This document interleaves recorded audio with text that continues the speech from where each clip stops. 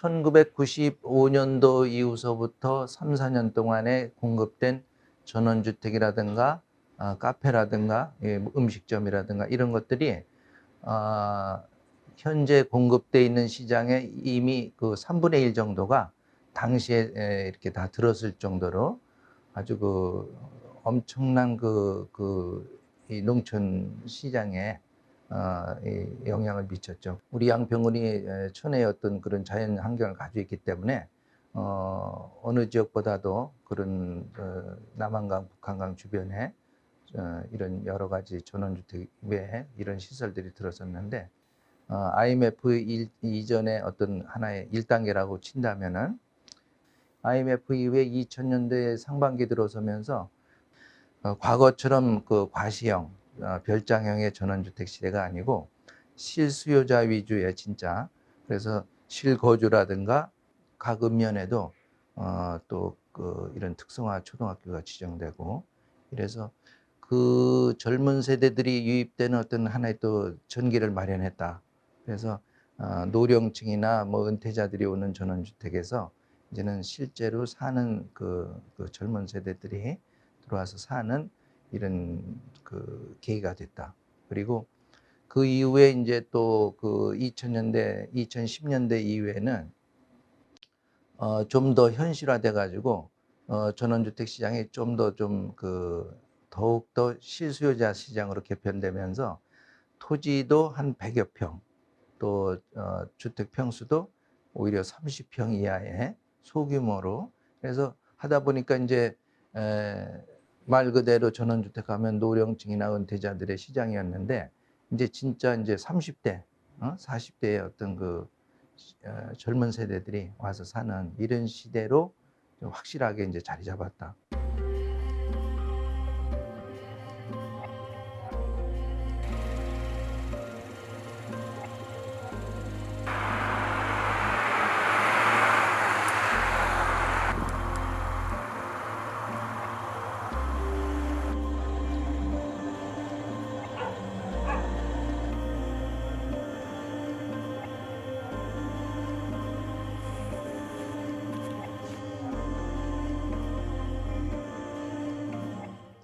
그동안 지켜보면 많은 그 인구 유입이 있었고 전원주택들이 양평군에 늘었습니다.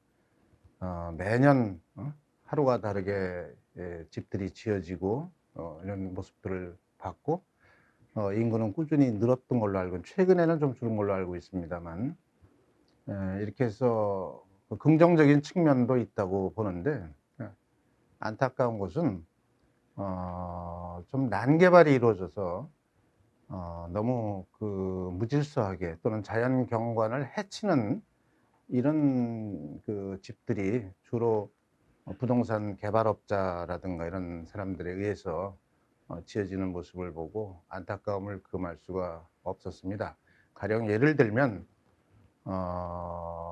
그 길 옆에 가파른 산사태 우려가 걱정되는 그런 데다가도 또 깎아서 집을 짓거나, 또는 산 봉우리를 그냥 날려버리고, 언덕 봉우리를 날려버리고 그 전체를 전원택지를 짓는다거나, 또는 북사면에, 햇빛이 들지 않은 북사면에 이런 쪽에다가 마구제비로 토목공사를 해서 도시인들한테, 외지인들한테 파는 이런 모습들을 보고, 이 경관을 해치는 문제는 대단히 심각한 문제다고 생각을 합니다.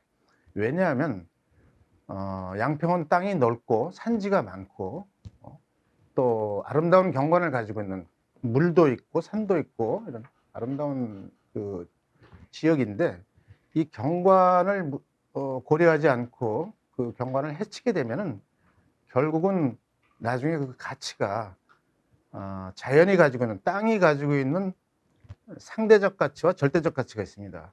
이 상대적 가치란 부동산 업자들이 보는 그 가치고요. 절대적 가치는 그 자연이 가지고 있는 자연에 조화롭게 이렇게 집을 지어야 되는데 이런 것들이 무질서하게 이렇게 이루어지는 걸 보고 생태학을 공부한 저로서는 안타까움을 금할 수가 없었습니다. 사실은 산지를 개발할 때 당시는 그 일반 그러니까 평지 쪽은 지가가 높고 그러다 보니까 서울에서나 외부에서 오는 사람들은 당연히 높은 쪽을 찾아갈 수밖에 없었어요. 그래서 시작됐던 건데 그래서 국토의 개발도 그런 방향으로 맞춰졌었는데 일단 양평이 오랜 기간 동안 그 전원주택 메카로서 외지인들로부터 상당히 많이 이제 그 주목받고 있던 그런 이제 지역으로서 이제 산지가 개발이 되어 왔고 또 현재도 지금 뭐 많은 산지가 이제 개발을 지금 하고 있습니다. 근데 양평 난개발의 주 문제는 일단은 산지의 훼손, 그러니까 허가 후의 문제가 지금 가장 심각하다고 볼 수 있죠.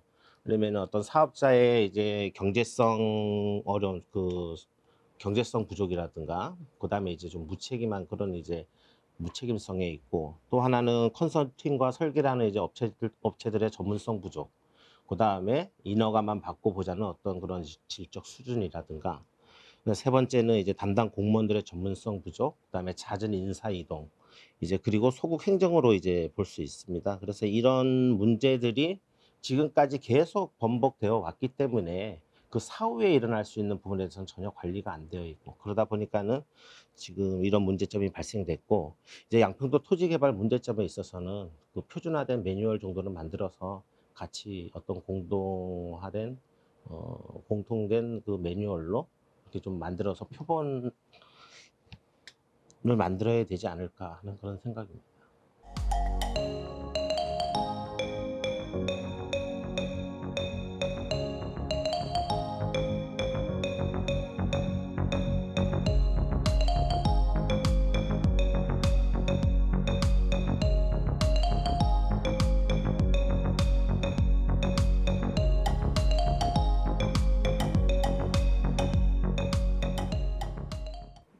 경기도에서 마련한 이번 지침은 어떤 31개 시군구의 그 조례 제정에 있어서 어려움이 있는 부분을 해소해 주기 위해서 이재명 경기도지사께서 경기도 차원의 표준화된 조례를 만들어서 배포해 주고 그 조례를 기준으로 해서 이제 그 시군구 조례를 이제 개정하는데 도움이 되었으면 하는 바람으로 만드는 것 같습니다. 하지만 이 조례는 어떤 경기도 31개 시군의 지리적 요인이라든가, 그 다음에 행정적인 요인, 그 다음에 어떤 그 지역의 기반시설 등의 어떤 그런 여건들을, 검토하지 않고 만든 그냥 획일적인 어떤 그런 이제 조례로서, 사실상 31개 시군들이 그 조례를 그대로 담기에는 너무 어렵다고 봅니다. 양평군 같은 경우도 도시계획 조례가 벌써 2번이나 부결이 됐는데, 2번이나 부결될 이유는 결국은 담당 양평군에서 지역 주민들인데 그만큼 설득을 잘 못한 거고 또 이제 획일적인 어떤 그런 상위법에서 규정하고 있는 사항들을 너무 조례에서 강화하려는 그런 움직임 때문에 그런 것 같습니다. 이제 난개발을 경기도가 선도해서 하겠다는 취지를 읽혔는데 저희도 일전에 몇 차례 성명은 냈는데 그게 받아들여졌는지 뭐 군에서는 이제 뭐 공청회나 이런 걸 해서 하겠다고 하는데 주요 취지는 커다랗게 보면 난개발이지만 이건 사실은 제 개인적인 생각에서는 그 난개발을 그 마치 일반 주민이나 전문가들이 한 것처럼 얘기하는 것 자체가 일단은 모순이라고 출발이 잘못된 것 같고요. 그렇기 때문에 그 출발은 그 시작은 군에서 허가를 내주고 거기에 따라서 공사를 하고 설계를 한 거에 대해서 준공을 냈는데 그걸 다 모아놓고 이제 와서 난개발한다는 거는 잘못된 거라고 생각이 됩니다. 그래서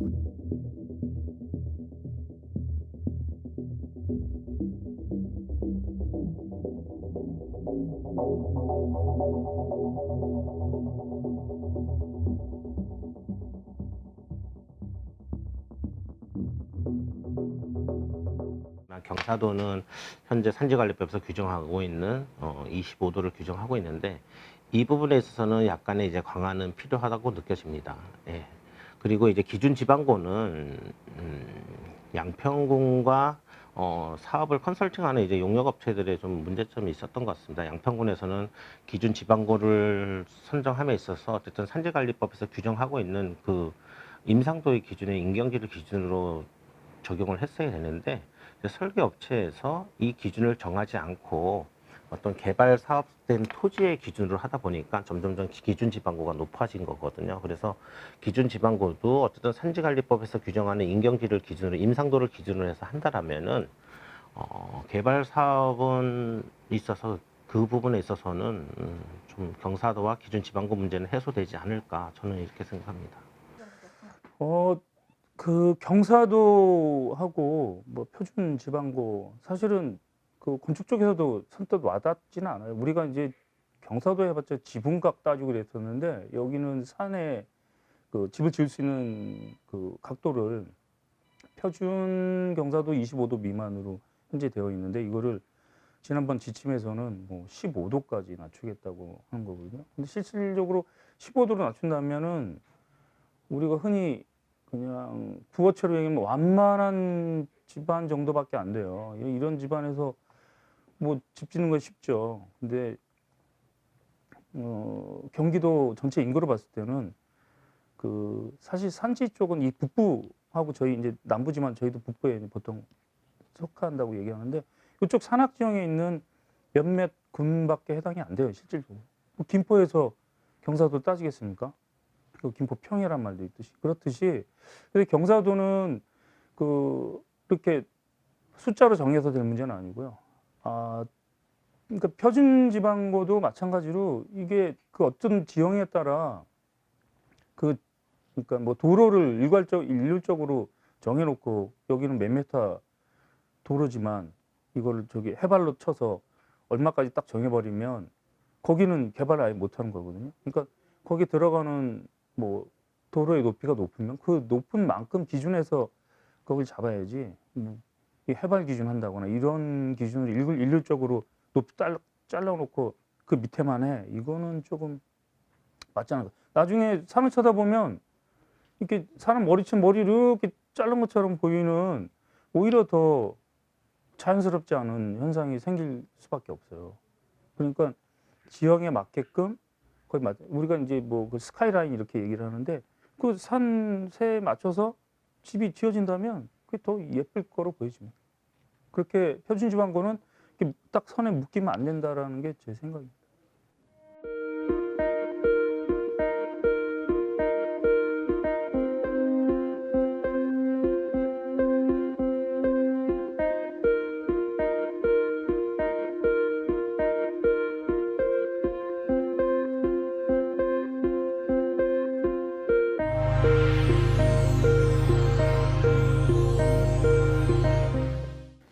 앞으로는 정책을 전체 양평의 발전의 그 긴 안목에서 이렇게 보고 어떤 그 비전을 가지고 거기에 의해서 가야 되고요. 그다음에 이렇게 우리 경실련도 그런 것 중에 하나입니다만 이런 시민운동 단체들 또 주민들을 참여를 밑바닥부터 참여를 시키는 그래서 의견을 수렴하고 그래서 정책을 다시 검토하고 이렇게 해야 된다고 생각을 합니다. 뭐 향후 정책을 핀다면 이제 건강한 주택 짓는 거로 가야 되고 지금은 그 뭐 인구만 늘리기 위한 주택을 졌다면 이제는 좀 더 건강한 주택을 지은 쪽으로 가야 되니까 그쪽에 건축도 포커스를 많이 맞추거든요. 건강한 주택을 짓다 보면 결국은 그게 탄소 배출량을 줄일 수 있거든요. 그렇게 되다 보면 양평 경제도 그렇고 그리고 사실은 또 주택만 들어오는 게 아니라 그에 따른 좀 뭐 기반 시설들, 근린생활 시설 이런 것도 같이 들어오게 되어 있고 그리고 이런 계획을 세우려면 이제 뭐 국계법, 국토의 나라에서 정하는 법도 성장관리 방안이라는 걸 적용하는데 아직은 양평은 조례에만 있고 이런 게 없어요. 그런데 앞으로 적극적으로 비도시 지역에는 성장관리 방안을 세워서 시행해야 될 것이고 도시 지역은 좀 더 지구단위 계획을 세부적으로 수립을 해서 같이 비도시랑 특히 여기 비도시가 많지만 비도시랑 도시 지역이 이렇게 서로 융화가 되고 소통이 될 수 있는 그런 발전이 세워지면 뭐 그게 결국은 사람을 위한 거니까 그러다 보면 자연스럽게 사람들이 이렇게 모이다 보면 건강한 주택을 안 질 수가 없을 거예요. 건설업자나 설계자들도 마찬가지고